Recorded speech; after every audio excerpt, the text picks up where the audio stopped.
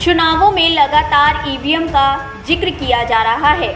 चुनावों में ईवीएम का महत्व इसलिए ज़्यादा होता है क्योंकि इसमें आम जनता के वोट कैद होते हैं। वहीं ईवीएम को लेकर मद्रास हाईकोर्ट में सुनवाई हुई। इस दौरान चुनाव आयोग ने कोर्ट में कहा कि 6 अप्रैल को तमिलनाडु में होने वाले विधानसभा चुनाव में 3-4 साल पहले बनी हुई ईवीएम मशीन ही इस्तेमाल में लाई जाएंगी। आयोग के इस कथन के बाद कोर्ट ने इस विषय पर द्रमुक की याचिका का निस्तारण कर दिया और कहा नई ईवीएम मशीनें यानी M3 का प्रयोग किया जाए। वहीं ईवीएम को लेकर ममता बनर्जी ने अमित शाह पर जबरदस्त तंज कसकर सवाल किया था कि ईवीएम में घुसकर देख भी लिया, क्योंकि अमित शाह ने दावा किया था पश्चिम बंगाल चुनाव के पहले फेज में बीजेपी 30 में से 26 सीट जीतने जा रही है। पार्टी को पश्चिम बंगाल में सरकार बनाने से कोई नहीं रोक सकता। उनके बयान के बाद से बंगाल की सियासत में ईवीएम राग गूंजने लगा था। वहीं तमिलनाडु में होने वाली नई ईवीएम मशीन का M3 का प्रयोग किया जाएगा। उसकी खासियत ये है कि M3 में टेम्पर डिटेक्शन का फीचर है। अगर इससे कोई छेड़छाड़ करता है तो ये अपने आप काम करना बंद कर देती है।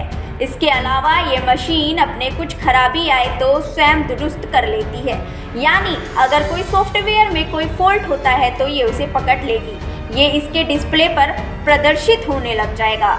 इस मशीन के कंट्रोल यूनिट और बैलेट यूनिट आपस में संवाद करने में सक्षम हैं।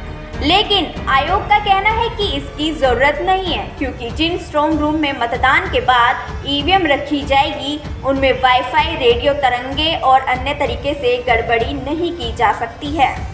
इसके साथ ही राजनीतिक विश्लेषकों का कहना है कि पूरे बंगाल में चुनावी हिंसा का इतिहास रहा है।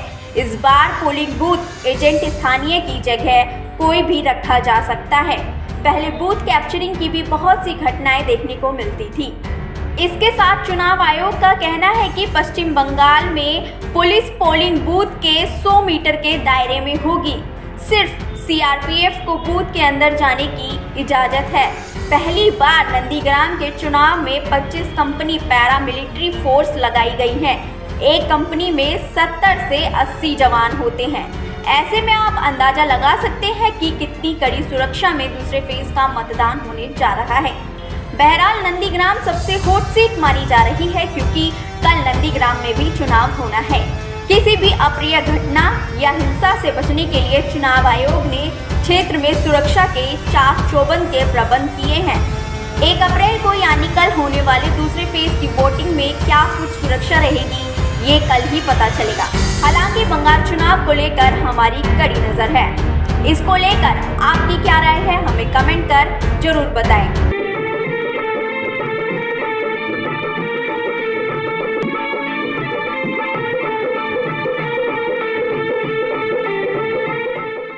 अगर आप चाहते हैं गरीब हर वंचित इंसान की आवाज आप तक पहुंचे तो हमारे चैनल को सब्सक्राइब करें और बेल आइकन का बटन दबाना ना भूलें। देखते रहिए भोजन न्यूज।